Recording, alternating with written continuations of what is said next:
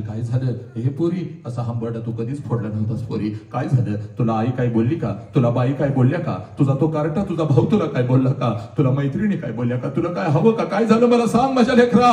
मी आहे ना ग तुझ्यासाठी शिवत. त्यावेळेला बापाच्या डोळ्यातलं पाणी पुसत आपल्या बापाला म्हणायचं, बाप्पा काही नाही झालं पप्पा, मला आई काय नाही बोलली, मला बाई काय नाही बोलल्या, मला कोणी काय नाही बोललं पप्पा. पप्पा जेव्हा मी 1 वर्षाची होती ना पप्पा, तेव्हा रोज तुम्हाला मिठी मारत होती पप्पा. मला जर आई रागवली तर मी अंगणामध्ये येऊन उभी राहत होती. जसं तुम्ही येत होता पप्पा, पळत पळत येऊन तुम्हाला कडकडून मिठी मारत होती आणि आईची तक्रार मी तुमच्याकडे करत होती. तुम्ही मला उचलून घेत होता पप्पा, अलगद हवेमध्ये फेकत होता पप्पा.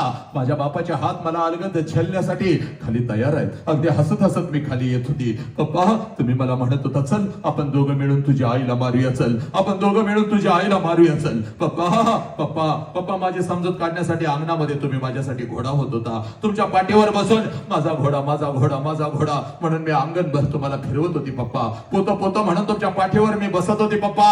रात्रभर तुमच्या छातीवर मी झोपत होती पप्पा. पप्पा तुमच्या खांद्यावर मी बसत होती पप्पा. जेव्हा मी 1 वर्षाचे होते तेव्हा रोज तुम्हाला मिठी मारत होती, कारण तेव्हा मला माझा बाप कळत होता पप्पा. पण आता मी